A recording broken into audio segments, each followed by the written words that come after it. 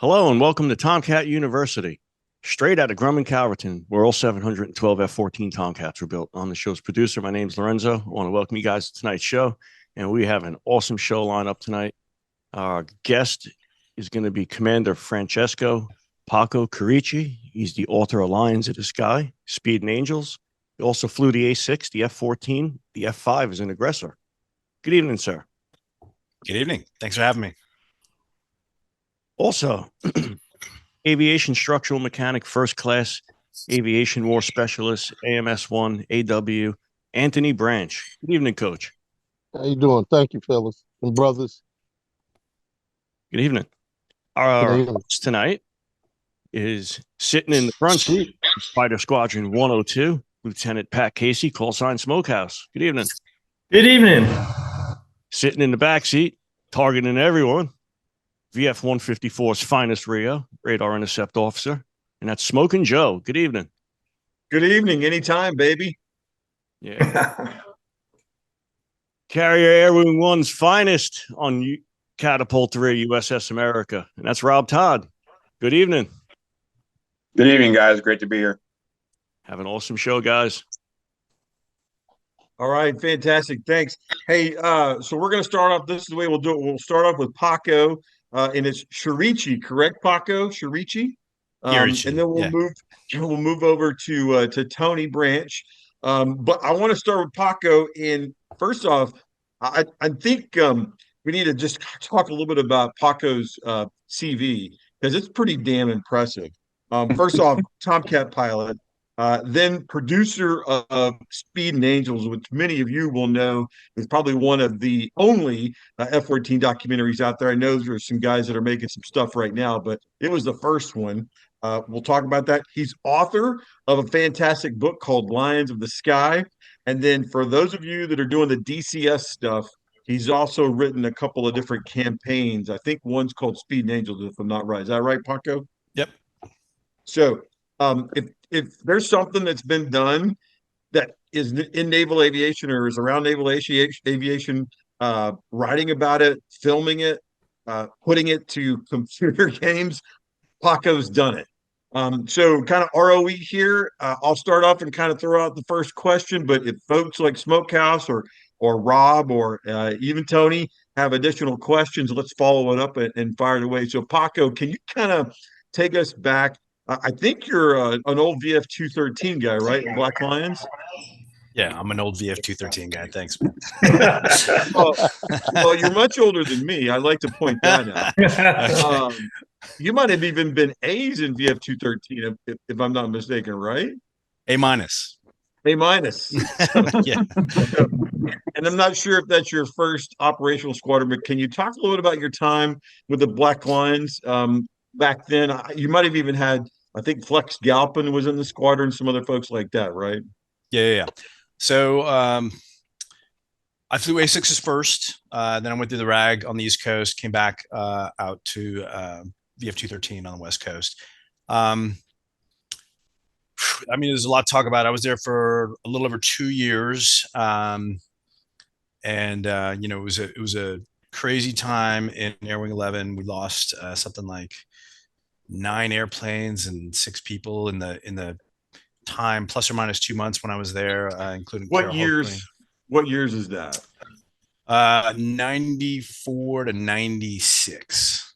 Got so it. A little over 2 years in that span there. So there was a lot of drama. We were going through the integration of genders on the carrier as well at that time, which added some color. It was an interesting air wing and an interesting squadron. I mean, you mentioned Flex Scalpin. He was my first skipper when I got there. We went through a couple different skippers, unfortunately, pretty quickly because of some of the mishaps, and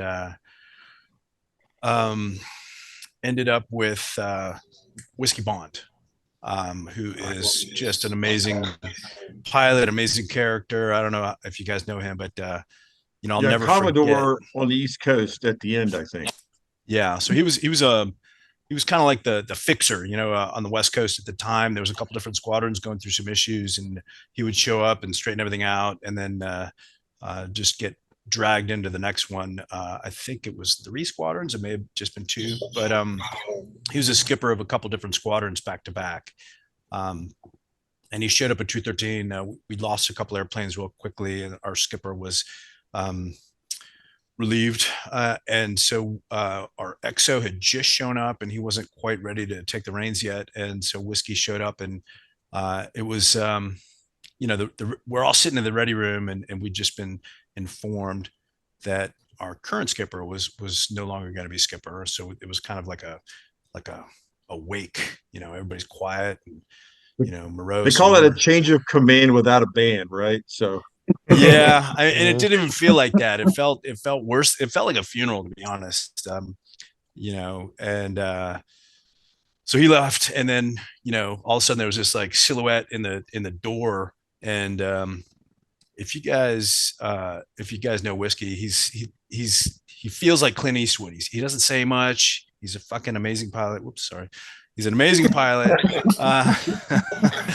And he's just got this sort of magnetic, really quiet intensity to him. And it was just like I caught him in the corner of my eye, and I looked over there, and I'm sure I'm totally painting this, creating this memory that I have, but he was like leaning against the door, maybe with a cigarette in his mouth, and just immediately walked in, and everybody snapped to, and not to attention necessarily, but just sort of sat up straighter. And we knew who he was by reputation. And he, like I said, he just commanded the room, and he was a great fixer for our squadron.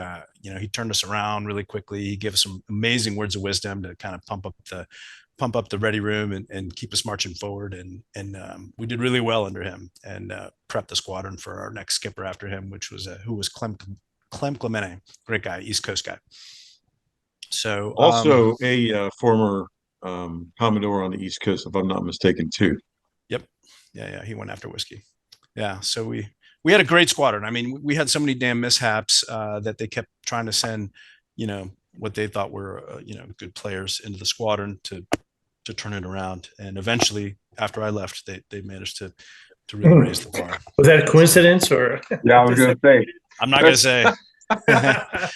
I will say, much to my dismay, that they won the line period. The first line, I wasn't in the squadron, and I'm like, what the hell, man? Yeah. But I was a head LSO, so I train them up. If you can't if you can't do, you teach. So. That's exactly right. I've heard that. Yeah. For those that don't know, listening, the line period is basically a start and finish in time where all the pilots are graded on their landings, and if you win the line period, it essentially means you had the top grades in the air wing for that period. So it's a pretty fantastic thing to do. So PACO, can you tell us, especially for a Tomcat squadron? Yeah, and especially right. An A- squadron, right? I mean, A's at the time. They transitioned to D's. Oh, okay. Because I was going to say I've never heard the A- designation. So tell us a little bit about why you think it's an A-. I was in Miramar. We had a bunch of D squadrons around us, and then they used to just like, it wasn't bad enough that we were flying A's. They just gave us extra shit, the A-. So. Yeah, well, the first one that came out was the A+, right? They called it the A+. It's exactly. Before they designated a B, so then everybody said, well, no, it's an A-. Yeah. So, well, I had a great time. I came from A6s, so flying the Tomcat, even though it was just an A, was like a massive upgrade in a jet aircraft fighter performance. Nothing against the A6, it just wasn't a fighter. It didn't have that kind of maneuverability or thrust. Can you talk a little bit about that? I mean, the transition of going from basically an A6 to a Tomcat. What's that feel like from a pilot standpoint? Yeah. Super similar in some ways, both Grumman products. It was pretty easy academically learning all the systems. The knobs all looked exactly the same. The ADI and everything was very familiar. Handling performances could not have been more different. The A6 was really easy to bring aboard the boat. Really responsive, instantaneous spool up on the engines, nice wing sweeps and drag. So that just, if you pulled power, it just went down. It was very predictable.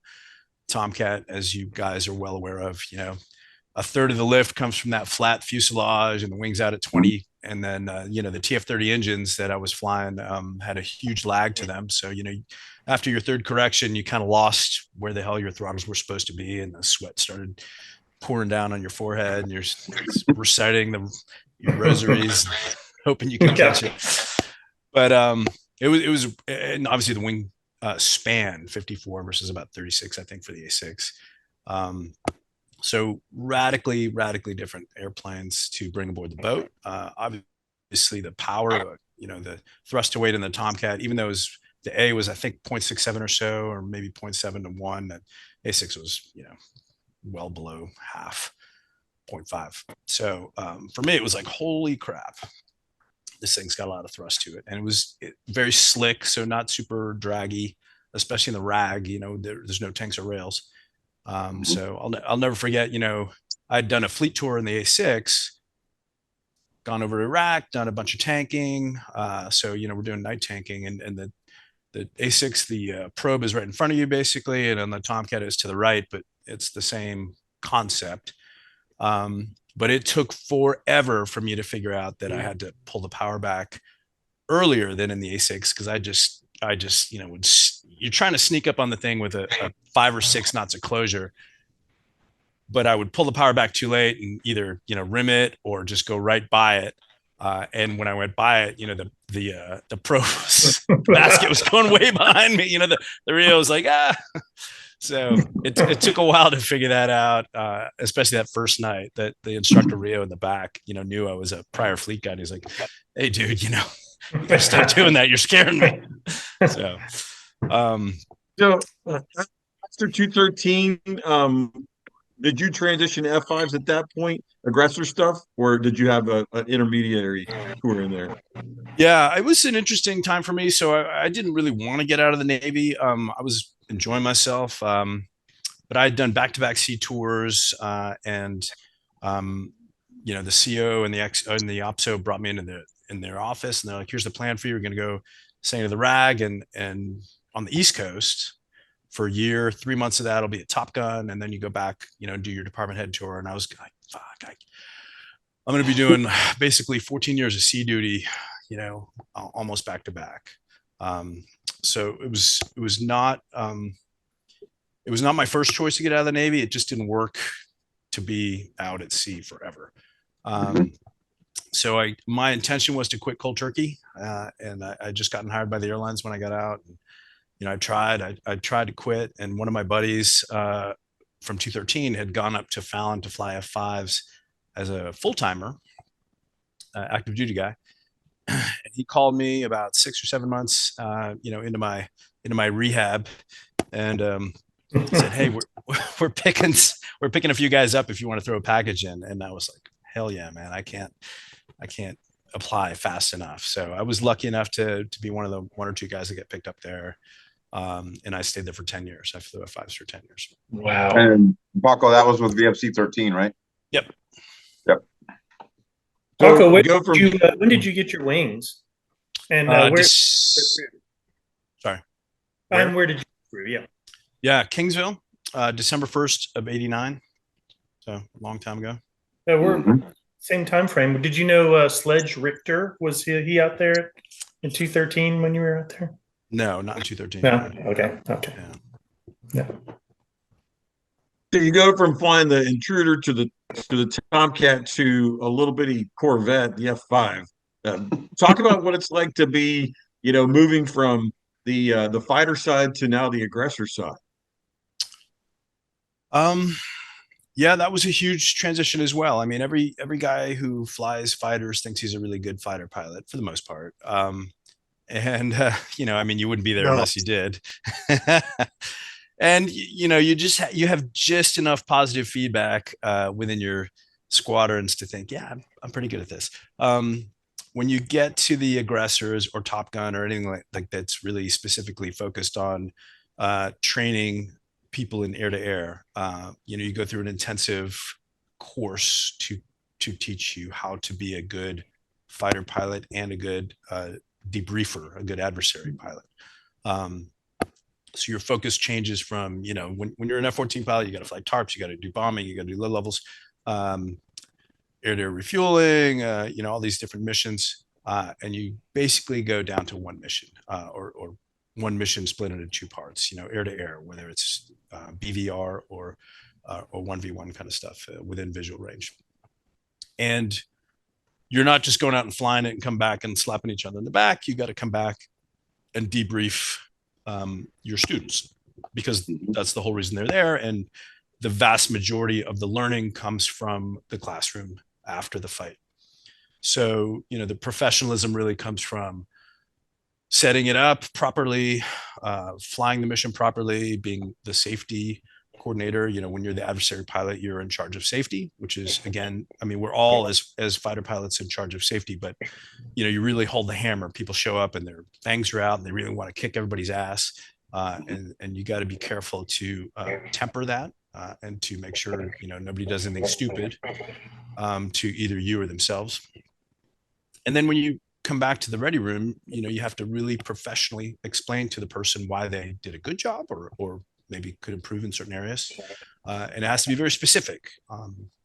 So, that all of those things took more than a year, especially for a part-timer like me, but it wasn't that much different for the full-time guys. I think there was only 15 flights at the time. I'm not sure what the syllabus is now. And it took over a year to graduate all of those. And there were a few of them that everybody tripped up on. The 2v1 in particular was just a nightmare because, you're the one and you're fighting against the other two guys, and you have to remember everybody's moves for, I think it was 3 engagements, which doesn't sound like much, but like the arrows had to match up. And, if like one guy went right and you thought he went left, you failed the flight. You had to do it over again. Yeah, So 2v1 the hard way is a difficult flight. Yeah. And it wasn't the fight. Again, it wasn't the fight itself. Like, the fight could be awesome and you'd come back and you're walking from your plane to the hangar, to the paraloft, and you're like, I can't remember when I merged with the first guy. I can't remember if he went left or right or up, and you kind of know that you're going to make a guess, because obviously we all do, you roll the bones, but you kind of know at that point, like, I'm going to have to refly this flight. I can't remember this one. So it took forever. Were you ever taking Michael, to remember every single one of those?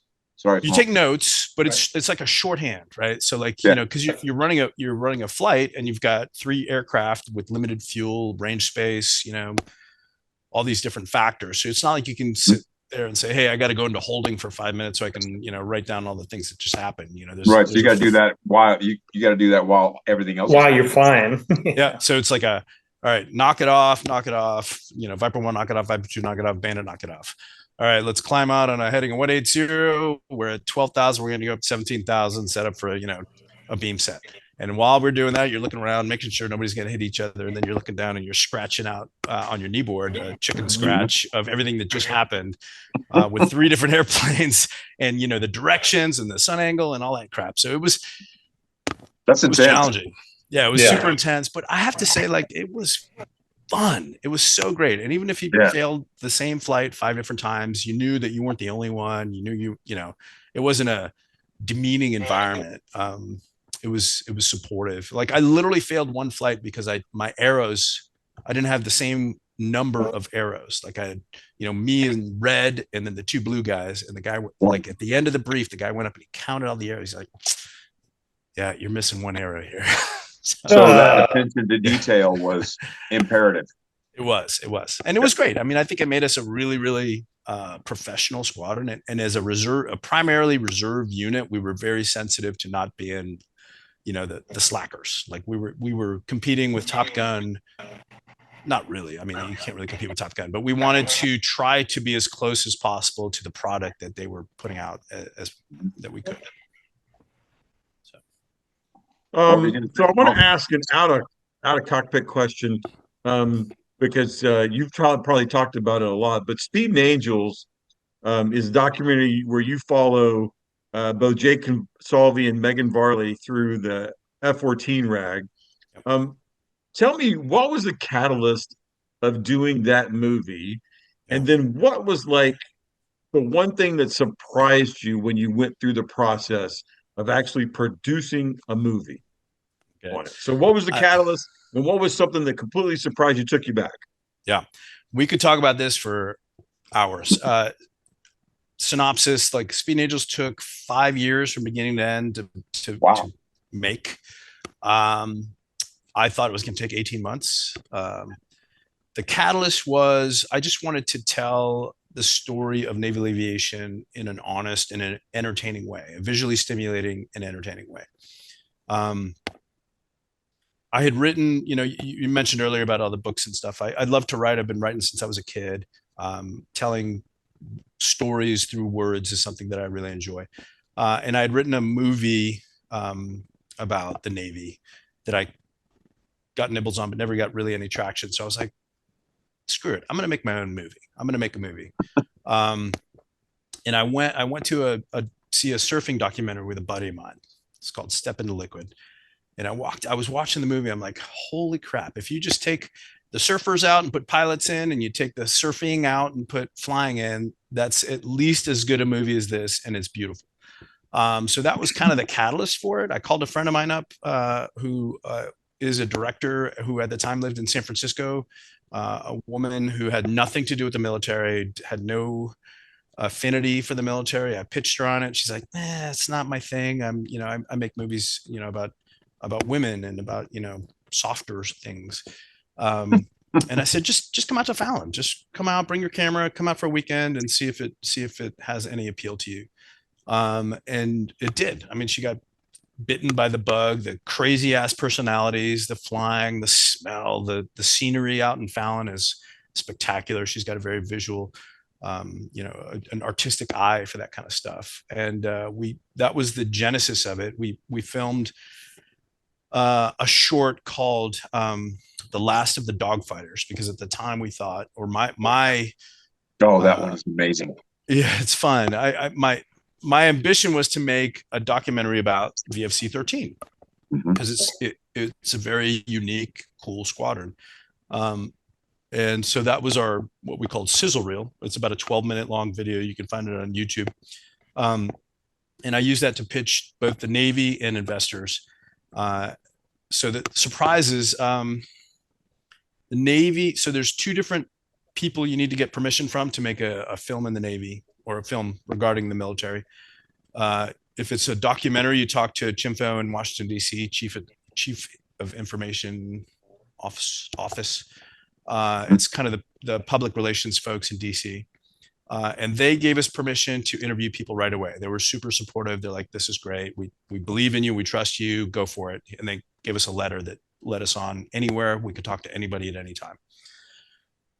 So Peyton, the director, started filming. She, we raised a little bit of money. She started going around Fallon, filming people, filming, the Saints. And, I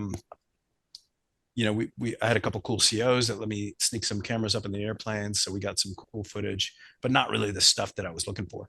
And so I was talking to the other side of the Navy, which is the LA Hollywood division of the Navy public relations guys. And they are incredibly protective for good reason.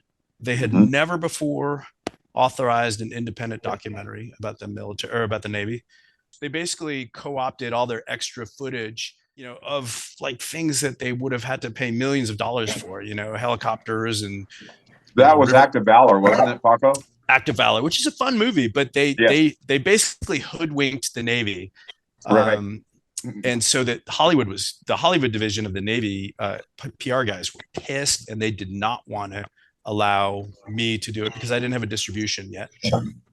And they were kind of dicks to deal with. Did your street cred as a fighter pilot help at all in that? They didn't give a shit. They didn't care. Give a shit. No. In fact, it may have hurt. But we are who we are, and I knew a lot of powerful people in the Navy, and they all said no to me. And then I would say, is it cool if I talk to your boss? And they'd be like, yeah, I don't care. Go ahead and talk to my boss. He'll say no too. And I did that for about 2 years. I would sit in this office here, like banging my head up against that wall every day, trying to get to the next guy, working my way up. And I finally, by, like the grace of God, got to talk to the air boss at the end of 2006, fiscal 2006. So I got an audience with the boss. I walked in, I showed him I had all these detailed kneeboard cards of every maneuver that I wanted to film and how we were going to do it. And, all the comms and everything. And, I briefed his chief of staff the day before, and it was like an hour and a half brief. And I briefed the air boss for like I don't know, 10, 15 minutes. And he was like, yeah, I'll never forget. He was like, 2 thumbs up. I was like, yeah, let's do this. So we got the last Tomcat, Det, and Fallon in, I think it was June of 2006 with VF-31. Puck Howe was the skipper, and he did a lot of the flying in the movie. And man, it was, I mean, by the skin of our teeth, we got our cool Tomcat footage, cool F5 footage, and the movie got made. So that's got some of the best Tomcat footage in the beginning. Yeah. Yeah, it was high def stuff too, which was kind of unique for that period. Yep. You know, now we don't think anything about it because everybody's got a GoPro, but back then, they didn't have it. Well, I want to put PACO on the shelf for just a second, and we'll switch over. I want to talk to AMS1 AW coach Tony Branch, and Tony, I'm going to run down your CV here. It's pretty impressive. Joined the Navy in 1980. Did NAS Oceania way back in the day with F4 Phantoms. So you're dating yourself.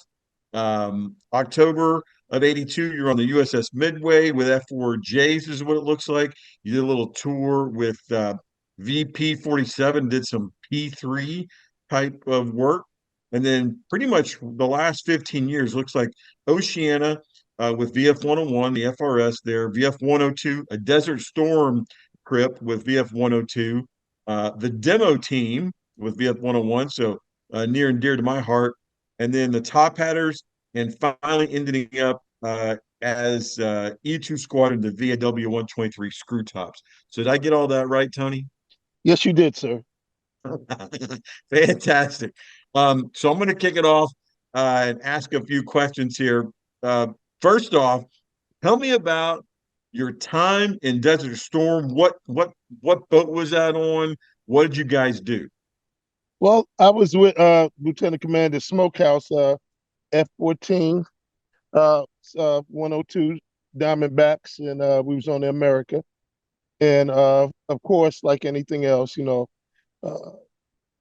we train for war. You just hope it doesn't happen. But like anything else, you guys know we was prepared. And how you say, hug the wife, kiss the dog. I mean, kiss the wife, hug the dog, hug the children, and off we went out of Norfolk. And after that, it's just like every day's a Monday on the aircraft carrier. We know that every day's a Monday. That's right. So for the audience out there, can you tell me and tell them what does an AMS do? Well, I'm a structural mechanic, skin work, but we all, whether could they combine them now? They call the rate AM, where AMSs and AMHs actually worked in the same shop.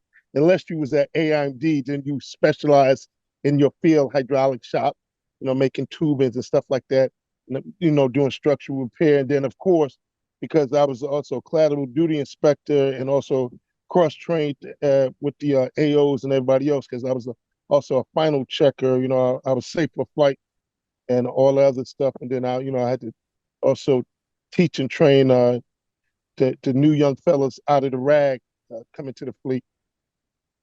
So for those that don't know, a final checker, number one, is probably you're one of your most we call it shit hot guys, because they are doing the last check before they go up to catapult. And they basically kind of start from and Rob, you can tell us a little bit more about this too, but they kind of start from the front of the nose of the aircraft and go all the way back, and basically are looking for anything that is not right. Am I right on that? Yes, you are. So you want you want those guys to be pretty darn smart and good at their job, because they are, as it says, the final check before you get launched off the front of that thing, going about 150 knots in 2 seconds. And so, if there's something that's not right, it's a bad day to start off with. Yeah, smoking when you're in the catapult launch sequence as the topside PO is getting clearance to take tension, the final checkers is the last check off as you do your sweep. It's final checker, deck edge, shooter. So if the final checker has any discrepancy that he can see or he can discern in that moment, that's a last chance for go or no go. And What would you call that term if you don't want the jet to go? What do you do? Suspend. Basically, Yeah. suspend, right? Yeah, we do that, and of course it'd be thumbs down. I had to do one. Right, Actually, yeah, it's funny thumbs because down. I got two stories with Captain Robin McLean Puke. One time on a final stick wipeout, he blew. I was on the right side. He blew his rudder pack, and after we all was giving thumbs up, it was just about to, and I had to hurry up and come up with the emergency, cross over the top of my head, thumbs Tony, down. did you do thumbs down or did you do cross arm? We did that. We did that, and then when they looked, we would go like this, and then I would go rub my nose for the leak. If Right. and then of course if it's on the belly, you rub your belly, and then they saw all the red hydraulic fluid coming off the right side, and that was the last jet that we were supposed to go. So we had to wrap up the bow so we could recover. So Right. Yeah, it was crazy. Everything you're saying, Rob, is right. Well, Everyone. I don't know. I don't know if you. I know you guys remember this, but I would look for your one thumb would be down on the deck, and that was your first thumbs, and then for after zone 5, then that was That's your right. second. The second one is up in the air. So you are always looking for both thumbs. Absolutely, because looking for both thumbs. I'm looking across to my other final check on the other side because we split the aircraft in half. Right. If I only saw one thumb, that was I would do a double check, and if I didn't see two thumbs, I would suspend. Right. Exactly. How close do you think you came to not suspending him that time? 2 seconds? Oh, it was close, man. It's like, man, I think if you blinked, and it was funny because he wiped out, the first time, of course, my first thumb down, his second wipeout, and then get ready to go into zone 5. I went like this to put my thumb up, and all of a sudden, I just saw a heavy mist, and all of a sudden, I saw all the red coming down, and on the horizontal stabilizers, I just knew he blew a rudder pack. Yeah, and you know what red is when it's wet? Yeah, hydraulic fluid. Hydraulic fluid. So you said now, you had is there anything in the pilots? Is there anything in the front office smoke that would tell you that something like that's wrong? Yeah, when you would do your final wipeout, you had 2 gauges, hydraulic fluid gauges, your combined, and what was the other one smoking? Flight side? Yeah, flight side. And so it wasn't unusual to see them move a little bit as you did your final wipeout. But I actually have a story similar to what Tony's talking about. When we did our final wipeout, and we actually suspended because I saw the gauge move.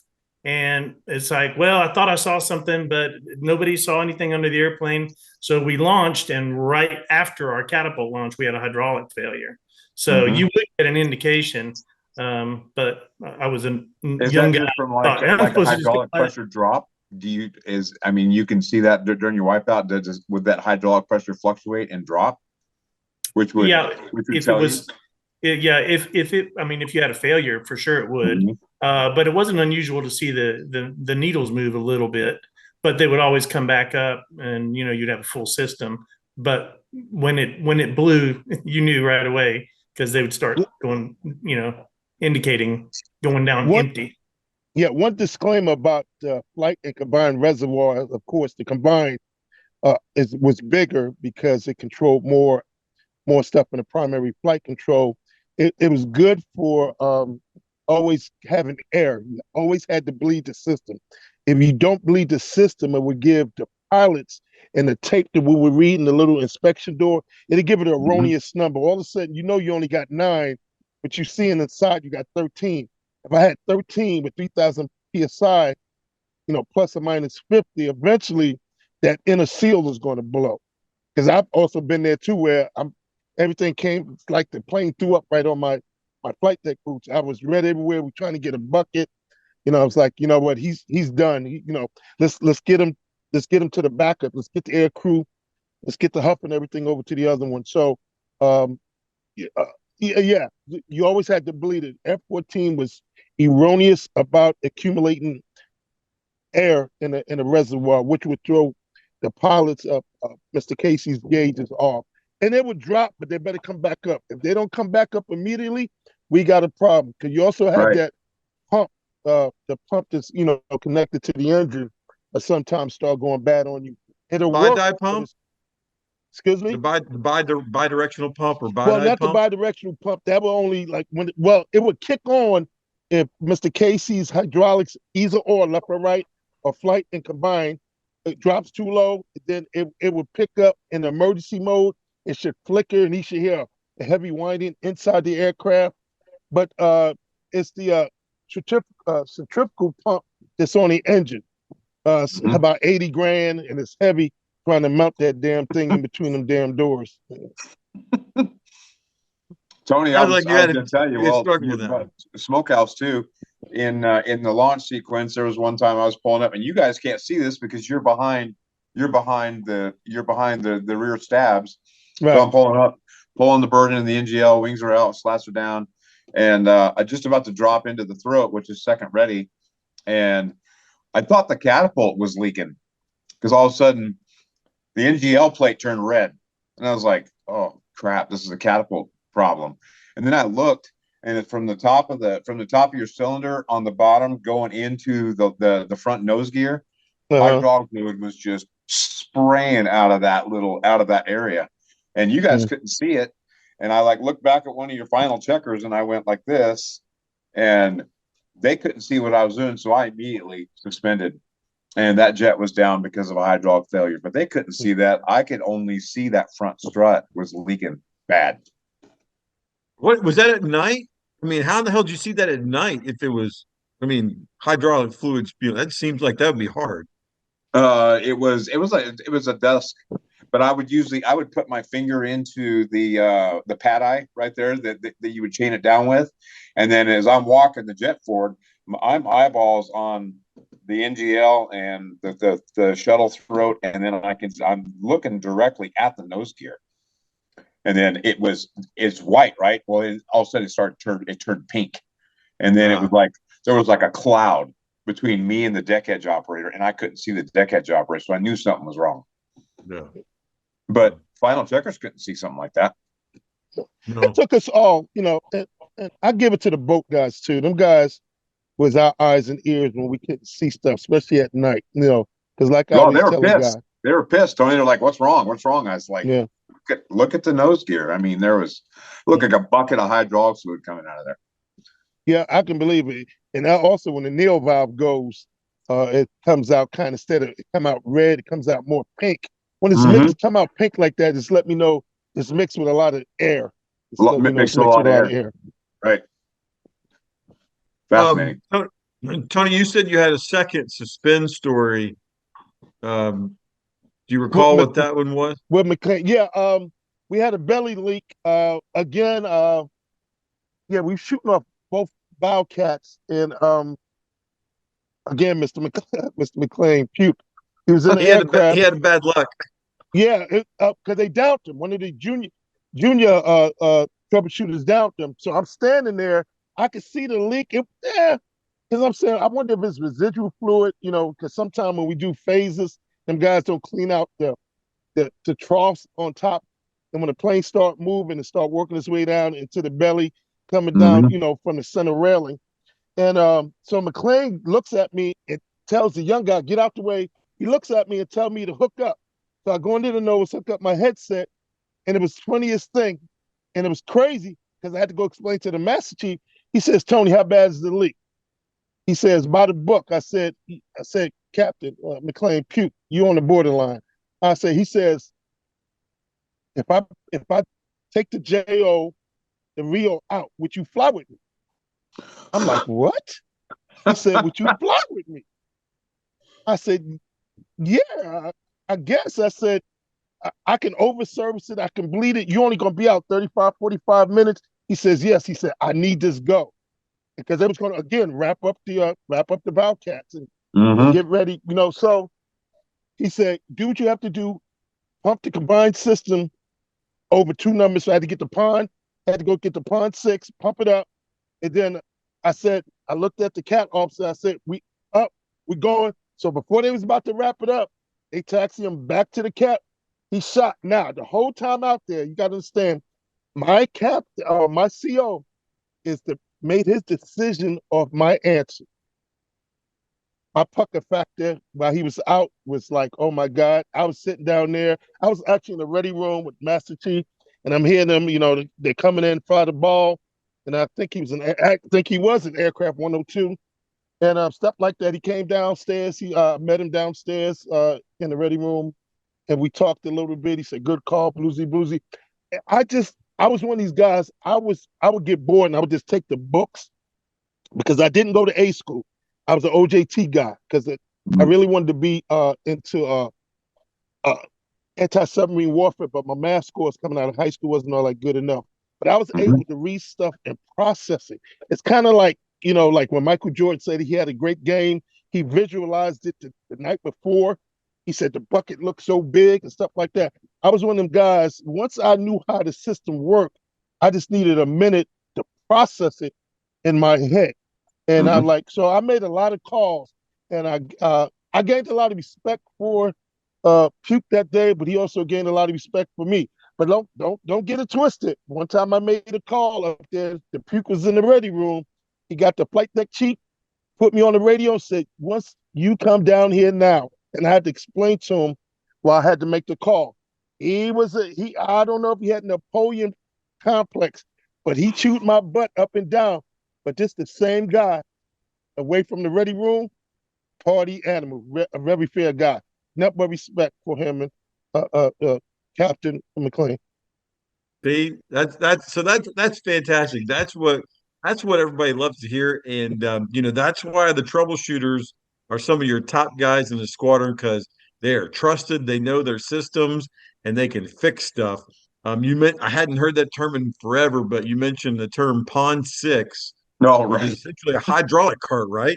You basically just the hydraulic cart, you're pumping it up. Yep. You got the Pond 6 for hydraulics and the Pond 6 for oil, for engine oil. Yeah. That's funny. That's bringing back some memories there. And as most people know, if the Tomcat wasn't leaking, then you probably didn't have any fluid in it. So, you got that right. You got that right. If it was too dry on the belly, something's wrong. You'd be surprised how many cat fires your Tomcat started. Yes, yeah. We want to make sure you guys on the deck had a little excitement on your day. We definitely had some excitement. Yeah, yep. Drip pans, baby, drip pans. Oh man, don't you know it, brother? So tell us a little bit about, because I've got some vested interest in this, your time with the VF-101, I believe, Tomcat demo team. What was that like? Where did you guys do any particular shows you remember, or how did that work back then? Well, I was on the team all three times. The only short duty I ever had was the 101. Like they're saying, a lot of guys stayed away from 101. On the average, we had 30-something aircrafts, but at one point in time, we had like 46. And that's when 124 was going away, and we started taking their stuff. And of course, Master Chief Hobart had to go. He was about to retire, then he was bringing a 213 around to the East Coast. Master Chief Hobart, you said? Yes, sir. What, was he missing his tooth back then too? Oh man, he was a pain in my butt. But he's another one like Puke, away from the flight line. Yeah, you probably need a lawyer or good defense attorney, because he was gonna always get into something. But it was always fun. Like I said, the new Navy don't let us have fun like we did in the old Navy. What we did back then, Pat could probably tell you, we'd probably still be serving time in the break somewhere. No doubt. No doubt. Yeah. But Master Chief Hobart, he was one of those guys, you come back into maintenance control, and as a Rio, he would start asking you detailed Rio questions, and nobody else would do that. This dude knew everything on that jet. Yes, Master Chief Hobart would one time to teach me a lesson as an E5. We didn't have all the aircraft was up. We had 2 birds in phase, and the corrosion shop had another plane, and he needed me to go. We was going to transfer a plane to someone else, so I had to take the aircraft book and go with the other squadron and go look over the plane and make sure it meets our qualifications before we officially took the aircraft book and everything, and physically took responsibility and ownership of the aircraft. He would just ask you stuff until you didn't have an answer for him. He threw me out of maintenance control a morning meeting one time and made me go research an answer for him. I just think he downloaded himself behind his left ear with a USB. You're right. He just knew he knew everything about everything. That's why everybody, he tried to retire 3 times, and they made him stay. Yeah, they made him stay. Yeah, he was that good. Yeah, they made him stay. Smokehouse, one of the big stories that I want to hear about is how Mr. Branch fixed one of your more animated landings. I want to go on record and say it was not a crash. It was a hard landing. And we were in the North Atlantic. And when I was looking at that deck, first of all, we talked about line periods earlier with PACO. I was a Nugget pilot and I had 100% boarding rate. And they publish your landing grades in the ready room so everybody can see them. And if you're not doing that great, everybody knows you're not doing that great. And if you're doing pretty well, you don't want to get down to the bottom of that list. You don't want to lose your spot at the top. So my mindset was, I'm going to land this airplane. I got 100% boarding rate. I was a Nugget. I was beating Puke at the time. I was beating everybody. Weren't you beating Snort too? I'm going to land, sir. Weren't you beating Snort too? I wound up beating him in that line period. Yeah. Right. So my mindset was, I'm going to land this airplane. And as I rolled out of the 90, I saw it looked like plan form of the USS America. I could see the 6 and the 6. I put my head down and I was thinking, oh man, these guys must do this all the time. This must be nothing. And then I remember when it went the other way, you could see the screws turning the water up. And it was like, oh man, this is really moving. And it was a moveless recovery. And so for your listeners that don't know what that is, that's when the guy is the LSO. It's almost like old school LSO where the paddles is showing you where you are on the glide path. And so he's showing you your high or your low. Yeah, exactly.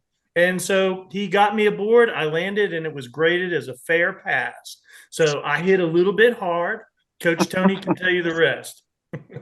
Yes. Happened to be in a shop having one of the little box lunches we get when you can't go to the chow hall. Oh, that's five-star dining there, Branch. Yeah, I'm kind of looking at the plaque, and they just kept showing this landing, and this then a F-14 was like it was like a low rider. It was tilted to the side, and the nose tires wasn't barely touching.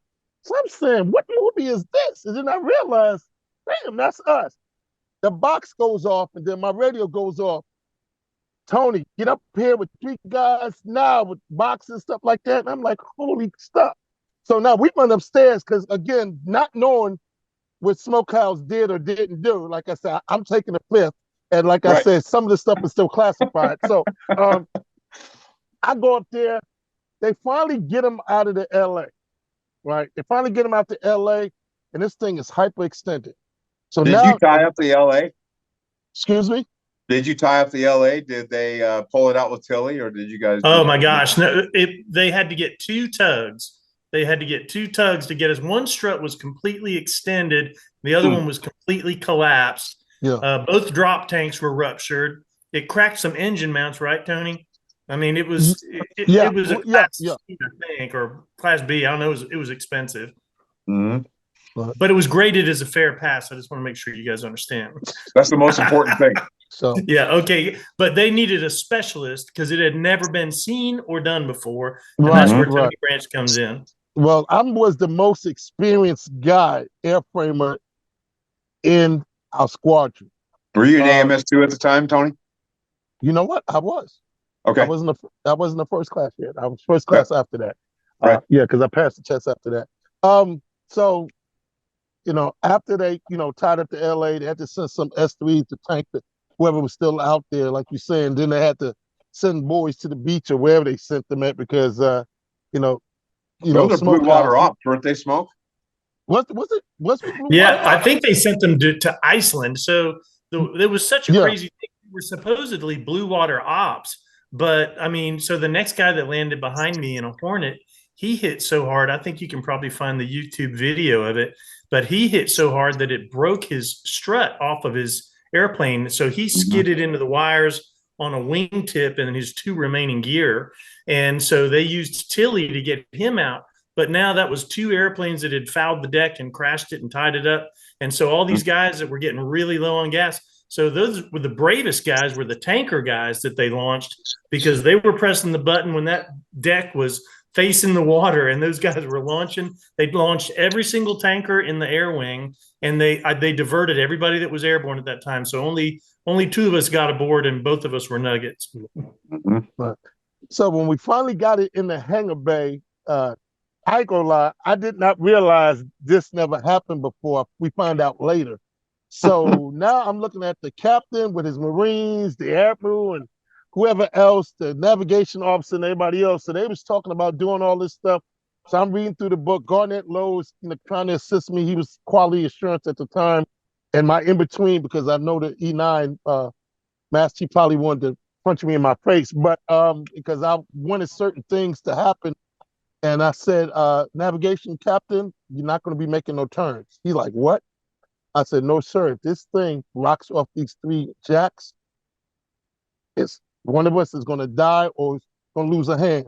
So once I set up and came up with a plan of attack and cleared it through quality assurance, I can't even think of the lieutenant of QA at the time. And of course, Puke and everybody came downstairs. And of course, Mr. Smokehouse here with this sorry puppy dog look on it. Like, I'm sorry, fellas. I'm like, So I'm like, but we couldn't blame him, but he was, he rolled up his sleeves. It was getting greasy and dirty with us, taking panels off. Matter of fact, helped us jack the airplane and stuff like that. And that's the first. We never had an aircrew one to do that.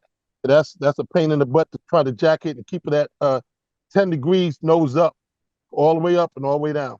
So once I had to let the air out of it, I said the plane is going to jump. I knew that much. Once the air and hydraulic chamber, once I got enough air out, the weight was going to bring it down. It jumped. I said, worst scenario, I'm going to break a hand and lose a finger. That was, but I'm like, man, I got to do it. I was going to put Tom Morgan, Airman, something like that, and Wigsmo and anybody so I did it. It jumped. I got my hand out of there. And after that, we just had to follow the normal book of remove and replace, and had the aircraft NDI. They found some cracks, nothing major, and within about 2 days, it was back on the flight schedule. And believe it or not, before I knew it, the next time we was at the quarters, they gave me a name, and the captain of the ship gave me a nice little letter and came down. Tony, explain people who don't know what NDI is. Oh, non-destructive inspection. They are. There you go. Yeah, they are. That's how you can see a crack visually with a fluorescent light after they put emulsifier on it and everything else to really bring the crack out and hit it with a dark light. It's kind of like the same kind of light when you go to the party and you can see lint on your shirt. They hit it with that because the emulsifier will bring out that stress crack. So a couple of engine mounts. We checked all the points to the box wheel of struts, the main struts mounted, and everything was like that. And when we got this thing on the flight schedule, this guy here, this Smokehouse here, he was so happy, man. Nobody, we didn't blame him for that. But we had to razz him for that. I said, if you put the wings on the trash can with no struts, Smokehouse to fly it. So so he thought he got a little reputation. Yeah, because very good pilot, very good pilot. And I'll be quite honest with you, and I'm going to say it, I'm going to make it official. I never gave this man his just due in a break. I gave all the JOs a hard time. I was a hard guy. Officers and young guys don't mix and stuff like that. And this guy now, if I get sick, he calls me more than my daughters, my sister, his family. I've been out Tennessee to visit him. He got me drinking his moonshine, but I'm just going to keep that between us. I'm like, oh my God, he's going to have me stabbing. And I said, Captain, keep him away from me. I said, here we are, 9 o'clock in the morning. I'm on my 3rd drink, and we ain't even had breakfast yet. I'm like, oh God, these pilots. I don't know how y'all guys party. I can neither confirm nor deny that part. That's right. We can't confirm or deny that. But I'm going to tell you what, I learned a lot that day. We learned a lot about each other. And I'm going to tell you what, again, they thought I was crazy. It worked out. And like I said, when they asked me percentage-wise, I said I'm 90 to 95% sure. I said it ain't 100, but 95% is still bigger than 5. So, and it worked out. So I made 2 calls just off working stuff, crunching stuff in my head real quick. And I always, for some odd reason, I ain't the smartest guy in the room, but I ain't the dumbest. But when it comes to certain things, I can't remember what I had for dinner yesterday, but because I'm a New York Knicks fan, I can tell you what Clyde Frazier did against the Lakers in 1970. I'm just certain things that intrigue me, I remember. Right. And F-14 That's always intrigued me because I even still read about the book today. I still read about the aircraft today. I would find stuff online. I'll read it. I said, no, it doesn't work like that. It doesn't work like that. And I got blessed working on a VF-32 plane, getting them out to sea, and they gave me another name. At that point in time, Enright was the captain over at the wing. Oh, so yeah, he I called know me that. in. So it was kind of funny. My old XO in Rio ended up giving me another name for getting. So I worked the flap slack lockout all night long to get them because they kind of hovered the boat around North Carolina after they picked up the Marines. And then they said, Tony, if you don't get the plane by 8 o'clock in the morning, they're going to have to leave it. So no, we worked all night and they got it on board. Then they went over the pond, went on a cruise. So I've been blessed to be around some good guys. It wasn't always easy, but it was always worth it, fellas. That's fantastic stuff. So while we got about 3 or 4 more minutes, Tony, you did bring up some good points there. You know, you were in several different squadrons. You were in F4s, you went to P3s, and you spent a lot of time in Tomcats and even in E2s. And you talked about it just recently in what we talked about. But we talk about the F-14 and the jet, but we don't talk a lot sometimes about the camaraderie that you have in a Tomcat squadron. So can you tell me a little bit more about that? What's it like? Completely different probably than any of the other squadrons that you might have been in, but a Tomcat squadron camaraderie and what it's like being around those types of folks. Well, we always had competition with our shipmates or our sister squadron. We always want to beat them to the cap. We always wanted to outdo everything with them. And then after that, then we shoot at the wing. Now, one time we had some issues with some Marines off a small boy. I will talk about my shipmate, but I ain't gonna let you talk about him. I said, I'm gonna tell you what, you Marines, y'all about to catch these hands. So one thing about it, camaraderie, today I try to tell my boss when I was working, because I'm also retired now, I'll tell you, said, well, is anything that you can do or bring from your military experience to here to the company? I said, no, because for one, most people here coming to work just to pay bills and try to get out of work. They're always trying to get out. You always have 10% that's going to take up 90% of your time. You got people that's coming to work, they're going to punch in, do their job, and punch out. You got guys that come to work, they want to goof off for 6 hours, only work 2, but you're paying them for 8. So I was always that in-between guy to try to find that guy and try to motivate him. And then, of course, later I become a motivational speaker. Or I never want to take the food off a man's plate, but sometimes the best thing you can do for a guy is to fire him and discipline him. Because I'm going to tell you what, one time I had to go to captain's mast because I got a little mouthy with a lieutenant. Didn't mean to, but it was the New York City in me, and I did. And trust me, woken up my eyes. Oh, they relieved me of a half month's pay for 2 months, and I had to muster my first time in Africa on the Midway. The skipper made sure I didn't get off the boat. So the second time we went to Africa, I had me a good time. But the first time I said, you know what? That's what I get for running my mouth. I didn't blame the lieutenant. I know what I said. Right. I always tell people, before you start pointing at somebody else, I got to take responsibility and accountability for what I said. I didn't mean nothing for it or to him, but did I scream at the lieutenant? Yes, I did. I do not blame the skipper. He should have took my liberty away, and he did. So that, and like you're saying, where most people will be in the civilian world, be upset that someone took money out their pocket and didn't allow them to go on liberty. Actually, when I went on liberty, the next time I got off restriction, guess who met me at the pit and took me for my first drink? The skipper who just had me on me. Can't take stuff personal in the military. When you start taking stuff personal, that's when the camaraderie and the brotherhood breaks down. Like I said, either one of you gentlemen call me for anything, I'm there. I grew up in the hood, in the Bronx. We all come from different backgrounds. And that's one thing I do like about the military.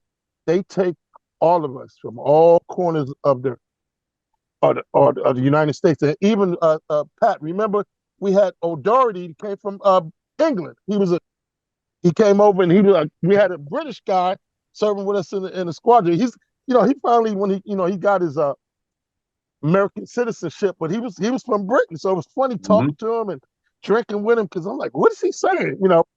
But again, he's my brother, and my thing is this. I think everybody should serve at least 2 years or 3 years in the military, it will change your life because it changed mine.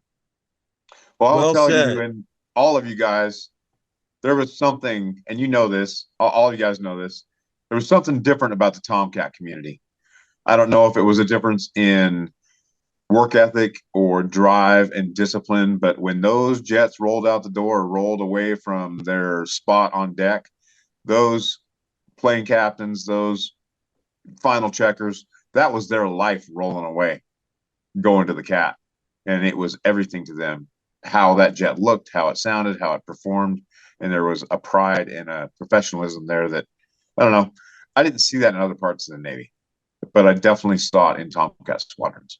And to me, Rob, it comes from the top. It does.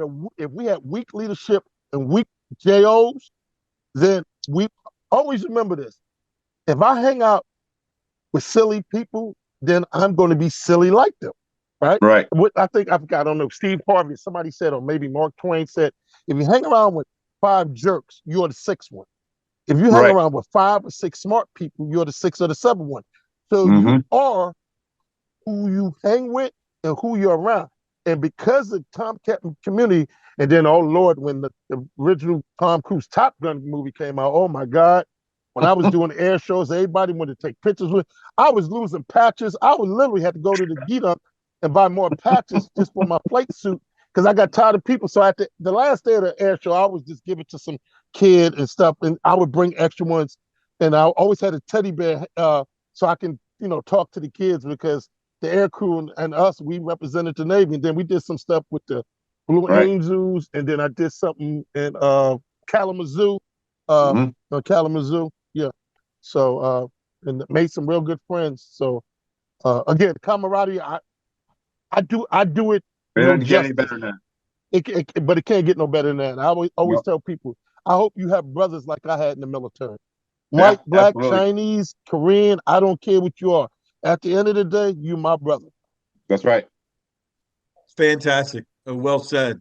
All right. As we come in kind of last couple of minutes here, does anybody, Smokehouse Rob, have any kind of final line of sight questions you want to ask either one of our guests today, Tony Branch and PACO Kirichi?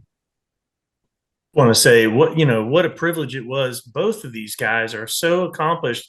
And I know that Lorenzo said that we're going to do another show with these guys just because we're talking about their Navy accomplishments, but what they've done since they've gotten out of the Navy. Both of them are very accomplished authors, movie makers. I mean, these guys are the real deal. So it has been such a pleasure to be on here with you guys. And if I could, I just want to do one quick shout out for all the men and women that are in harm's way right now for our country, and especially for Major Adam Casey, who's deployed right now, flying A-10s in the Red Devils for the Michigan Air National Guard and in the sandbox. And just God bless them all. Keep them safe. But what a pleasure it's been, you guys. Thank you so much. Our pleasure. Rob? Any final thoughts, Rob? PACO, what is out of everything that you did, out of all the jets that you flew, what is your hands down favorite aircraft that you got to do? It doesn't matter what it is. I mean, my favorite aircraft was you the most jazz. Well, it's not necessarily the same answer. My favorite jet was the Tomcat. Just love that plane to bits. I flew the F5 for 10 years, so I have more time in that, and it was a very unique squadron and a unique mission. So they're both irreplaceable. It's like your 2 favorite children. So the airframe itself is probably the Tomcat, but the time that the flying experience probably was the F5. What was your favorite to work on, Tony? Believe it or not, F-14. F4Js and S's smoked a lot. And trust me, you throw the F-14 leak. Oh, no, you ain't seen a Navy F4 leak. So, but yeah, but you know what? Again, still today, I think the heaviest fighter intercepted jet in aviation U.S. history is the F-14. Because, everybody talk about the Strike Eagle and everything else with the little baby struts and stuff like that. Right. When you walk up on the F-14 and look at their landing gear and just look at it when the wings are out at 20, you really, I mean, if even working on them for 16 years, I mean, the first time I got next to one after I transitioned from the F-4s to the F-14, I had to go to NAM Trade Debt and everything. But the first time they took us, I'm like, holy shit, I ain't never seen something so big. Yeah. So, yeah, Fantastic. F-14 by far. Fantastic stuff. I want to echo Smokehouse real quick. My good friend Pete Reeby is currently CEO of the Lincoln, and they are on station right now. So fair winds to them, and I'm hopeful that they come back all safely. Tony Paco, it was fantastic to talk to you guys. We only got an hour. We can take 10. We want you back. I'm going to give final words to Lorenzo, but really fantastic stuff to hear from you guys. We appreciate it. Most of all, thank you for your service. There's so few people that do this kind of stuff. There are so few people that got to fly the Tomcat or work on the Tomcat. You should consider yourself privileged. Back over to Lorenzo. Yeah, I gotta thank you guys. I mean, it was absolutely an amazing show, honestly. And Paco, your service in so many different ways to naval aviation beyond fleet. I mean, when we talk aggressor, you got to have that angle of, I guess many have the mentality that, you're out there dogfighting every day and, beating up on Tomcats or, F-18s. And actually you're an instructor and your mission is to send them out into the fleet with that capability to fight. And you can instill that by going out there and, just serving whoop ass every morning. And at some point it's how you deliver, those tactics to say that gives them what they need to be confident in themselves and pass it on to, and, others in the squadron. So again, absolutely awesome. And, Speed and Angels, that's without even saying anything, hands down. I think a naval aviation favorite and worldwide favorite. So absolutely awesome. And Tony, you get the Medal of Honor on Smokehouse's jigsaw puzzle he left you in the LA. And yeah, that's just, geez. I mean, in the end. You know what? He always got to be in the record books for something. He's a ham. You should see him when the cameras come out. Yeah. It's, again, awesome show tonight. And again, you guys want to throw any plugs in, Tony? Anything you got that we can find you? I just want to say it was an honor meeting you guys. Lorenzo, I would love for you to send me some contact information. I would love to get Mr. Paco to autograph something for me. And I was told about the I already got one of those autographs. It's well worth your time, Tony. Really? How much will I get on it if I sell it on eBay? You don't sell it on eBay. You hold it like a family but heirloom. Yeah, man, I just love what you guys are doing, post military. And again, anytime I can chop it up with other aviation Navy guys, man, I miss that. I don't get that here in Indiana because it's very few of us out here. It's more Army guys and Air Force guys. So I don't see too many of us Hayes Gray and underway folks. And Paco, where can we find you? PacoKirichi.com. That's where the book and the movie are sort of PR'd. So awesome. Lines of the Sky. Lines of the Sky. On Amazon, right? I just happened to do another book club, so I got this one. There we go. Hold that there. I'm gonna screenshot that. Hold it up again so I'm gonna get it. It's a story about the Super Hornet, unfortunately, because I had to make it contemporary. I didn't want to make it like a period piece with costumes and wigs and stuff. Right. Go get it today. Lines of the Sky. Yeah, man. And you can find Smoking over on IG at F-14 Tomcat Demo. Give him a follow for an absolute awesome experience. You can find us on F-14 Tomcat, and you can find us on YouTube at F-14 Calverton, ATG. We have Discord F-14 Tomcat. Also, if you want to email the show, F14Calverton@gmail.com. Again, awesome show tonight. Thank you, Smokehouse, Tony, Paco, thank you, Rob's, Smoking. Awesome. Thank you, guys.